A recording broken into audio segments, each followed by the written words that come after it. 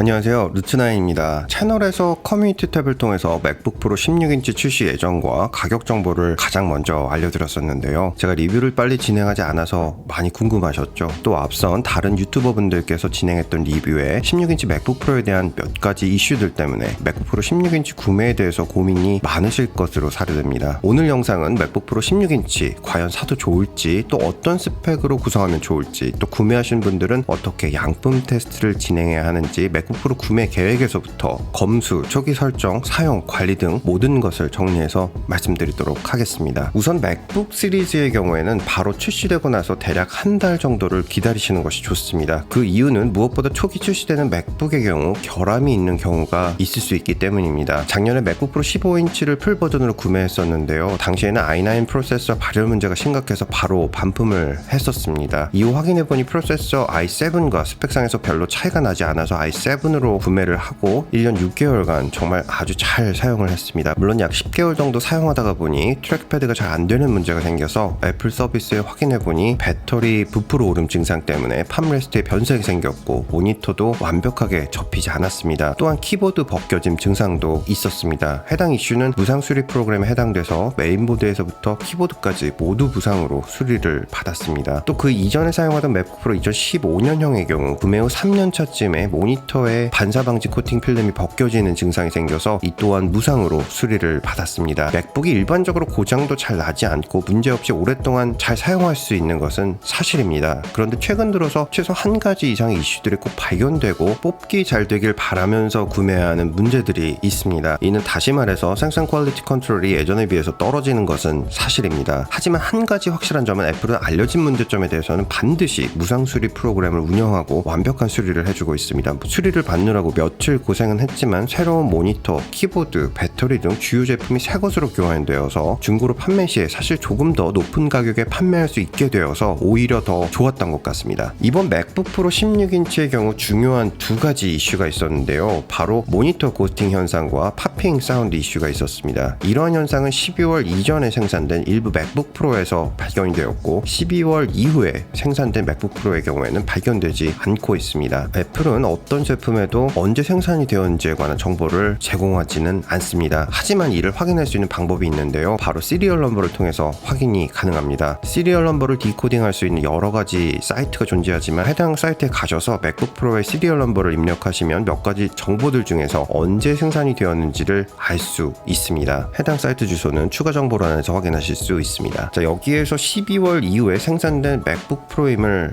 확인하셨으면 불량일 확률이 극히 낮고 11월 이전에 생산된 맥북일 경우 해당하는 이슈가 있을 수 있습니다. 우선 사운드 팝핑 문제의 경우에는 패치를 통한 문제 해결이 이루어질 예정이기 때문에 당분간 조금 불편하실 수 있습니다만 완벽히 해결될 수 있는 문제이기 때문에 큰 우려는 하지 않으셔도 괜찮습니다. 2018년 맥북 프로 초기 모델에도 이와 비슷한 문제점이 있었고 저는 직접 이런 현상을 경험을 해서 영상을 제작하기도 했었습니다. 애플이 최근 공식적으로 이를 다음 업데이트를 통해서 해결하겠다고 밝혔습니다. 따라서 조만간 해결될 예정입니다.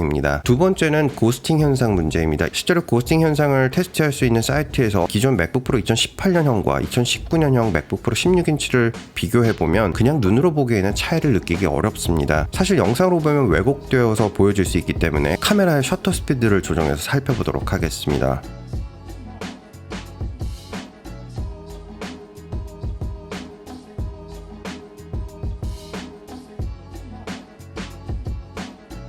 어떠신가요? 차이가 느껴지십니까? 실제로 큰 차이가 없습니다. 맥북 프로 16인치에 적용된 LCD 패널의 리프레시 레이트, 주사율을 살펴보면 47.95Hz에서부터 60Hz까지 4가지의 주사율을 지원합니다. 특히 아이패드 프로에 적용된 120Hz의 패널에 익숙해진 눈이라면 이 점이 매우 뒤떨어져 보일 수 있습니다. 개인적으로 이번 패널의 리프레시 레이트 120Hz가 지원이 되었으면 했었는데요. 조금은 아쉬운 부분이기도 합니다. 자, 그런데 문제는 고스팅 현상이 실제로 존재하는 것일까요? 저 개인적으로 보았을 때는 고스팅 문제가 아니라 60Hz 패널의 특성이라고 보여집니다. 이 점이 누가 고스팅 현상이라고 이런 문제점들이 있다라고 말해서 꼭 그런 문제가 정말 있는 것처럼 보여서 아마도 이런 입소문이 돌지 않았나 싶은데요. 애플은 실제로 2012년에 고스팅 현상 때문에 엄청난 교환 러쉬를 맞닥뜨렸던 사례가 있습니다. 당시 현상은 지금과는 비교할 수 없을 정도로 고스팅 현상을 두드러지게 찾을 수 있었는데요. 당시 고스팅 현상 방지를 위해서 화면 보호기를 사용하라는 가이드라인을 내놓기도 했었는데요. 당시 레티나 디스플레이 잔상 문제는 LG 디스플레이 패널이 적용된 맥북 프로에만 이런 현상이 나타났었고, 삼성 패널이 탑재된 맥북 프로에는 이런 현상이 발견되지 않아서 많은 사람들이 삼성 패널이 적용된 맥북 프로를 받기 위해서 수차례 교환하는 사례가 있었습니다. 당시에는 앞서 말씀드린 시리얼 넘버를 통해서 디스플레이 패널 제조사를 확인할 수 있었기 때문에 이런 교환 러시 현상이 두드러졌었고, 이후 애플은 시리얼 넘버를 통한 디코딩을 막아서 어느 회사의 부품이 들어갔는지 소비자가 알 수 없게 조치를 취했습니다. 이번 맥북 프로 16인치의 디스플레이는 LG 디스플레이, 샤프 디스플레이, 재팬 디스플레이의 3사에서 패널을 공급한 것으로 알려져 있지만 확인할 수 있는 방법이 없기 때문에 지금으로서는 애플만 이 문제가 패널의 특성인지 몇몇의 초기 제품에만 발생한 문제인지를 확인할 수 있는 것으로 보입니다. 결과가 어떻게 되었던 매년 발생하고 있는 다양한 이슈에 대해서 애플은 조속한 해결책과 함께 무엇보다 생산 퀄리티 컨트롤에 대한 강화가 절실히 필요해 보입니다. 제가 맥을 조금 늦게 구매한 이유가 바로 여기에 있었습니다. 저는 맥 없이는 하루도 보내기 어려울 정도로 맥에 대한 의존도가 높기 때문에 이슈가 정리된 다음에 구매를 했어야 했고, 또 제가 초기에 맥북을 구매하고 이런 이슈들만 보여드렸다면 새로운 16인치 맥북 프로에 대한 여러분들 생각에 지대한 영향을 미쳤을 것이라고 생각합니다. 자, 무거운 이야기부터 시작을 했는데요. 제가 새롭게 구매한 16인치 맥북 프로는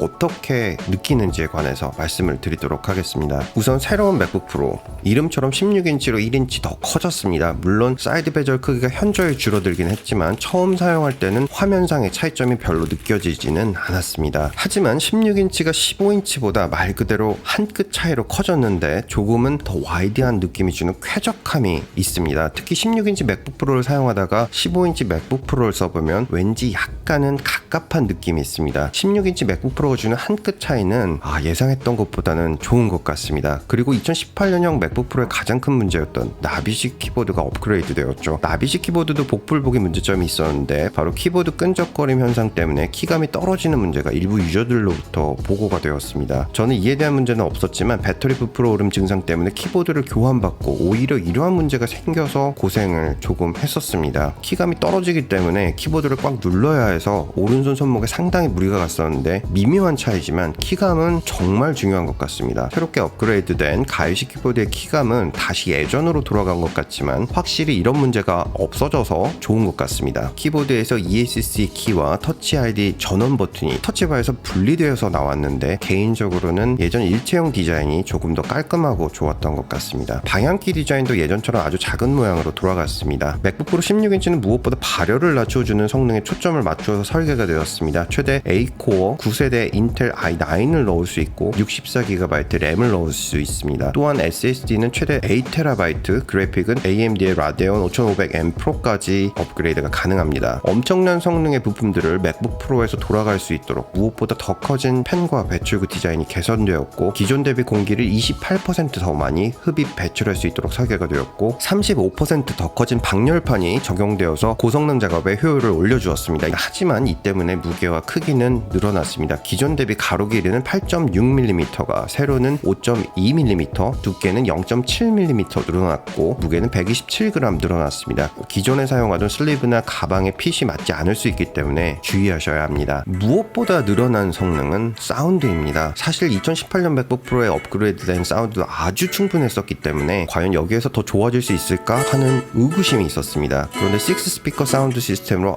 아주 풍부한 와이드 스테레오 사운드를 들을 수 있는 것은 물론이고, 업그레이드된 우퍼에서부터 시작되는 맥북이 주는 특유의 알루미늄 바디가 진동하며 전해주는 그 감동이 조금은 더해진 것 같은 느낌이 확실히 있습니다. 새로운 맥북 프로 16인치를 구매하신 분들은 분명히 오디오 기기를 따로 구매하실 필요는 없으실 것 같습니다. 오디오 성능 아주 만족스럽습니다. 그리고 외장 스피커가 아닌 이어폰으로 들어봐도 사운드가 아주 깨끗해진 것이 느껴지는데요. 정말 만족스럽습니다. 맥북 프로에는 스튜디오급 총 3개의 빔포밍 방식의 마이크 어레이가 탑재되어서 녹음 작업 및 팟캐스트 작업 시에도 유용하게 활용할 수 있게 되었습니다. 하지만 이는 콘덴서 마이크를 대신하는 수준까지는 아니고 에어팟 마이크를 이용한 통화나 아이폰 녹음 기능을 이용한 수준 정도라고 이해하시면 좋을 것 같습니다. 그리고 무엇보다 배터리 성능이 1시간 늘어나서 최대 11시간 사용이 가능하다고 밝히고 있는데요. 이 부분은 개인적인 차이가 있겠지만 저 개인적으로 고성능 작업 시에는 기존 2시간가량에서 조금 더 늘어난 2시간 20분 정도 사용이 가능했습니다. 있습니다. 개인적으로 느끼는 맥북 프로 16인치의 매력은 무엇보다 뛰어난 그래픽 처리 성능에 있습니다. 우선 제가 구입한 16인치 맥북의 사양은 2.4GHz i9 프로세서, 메모리는 64GB, 그래픽은 라디언 프로 5500M, 스토리지는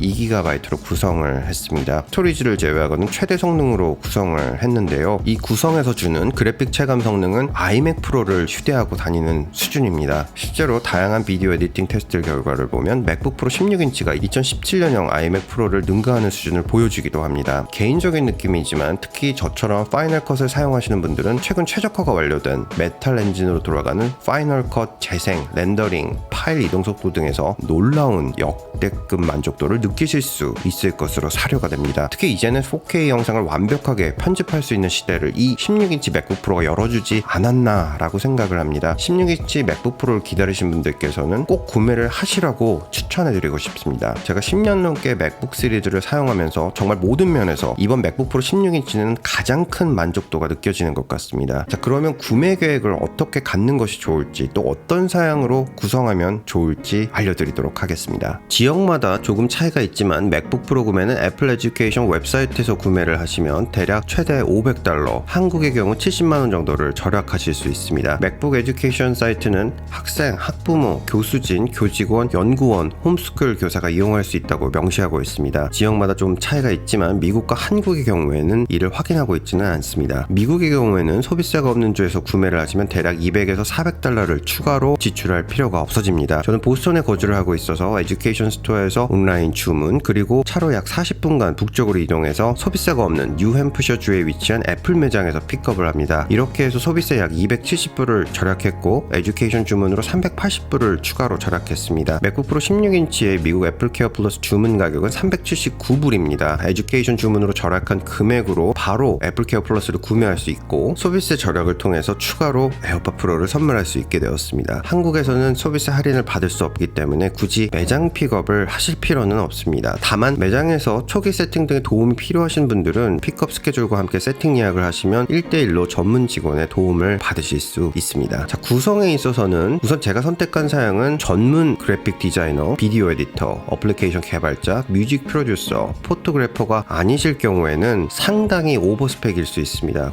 구성은 이렇게 하시면 좋을 것 같습니다. 우선 본인의 주사용 목적과 함께 예산을 구성해 보시고 기본 사양에서 선택을 하셔도 무방하지만 그대로 구매하지 마시고 프로세서, 램, 그래픽, 스토리지 중에서 한 가지라도 꼭 업그레이드 하시길 권장해 드리고 싶습니다. 왜냐하면요, 기본 사양은 미리 생산된 제품들이 많이 있기 때문에 11월 이전에 생산된 제품을 수령하시게 될 수도 있기 때문입니다. 따라서 필요하신 부분을 최소 한 가지는 업그레이드 하시길 권장해 드리겠습니다. 영상 내용이 길어지는 관계로 이후 내용은 다음 편에서 정리해서 말씀드릴 수 있도록 하겠습니다. 항상 최고의 정보는 루트9에 있습니다. 감사합니다. 보스턴에서 루트9이었습니다.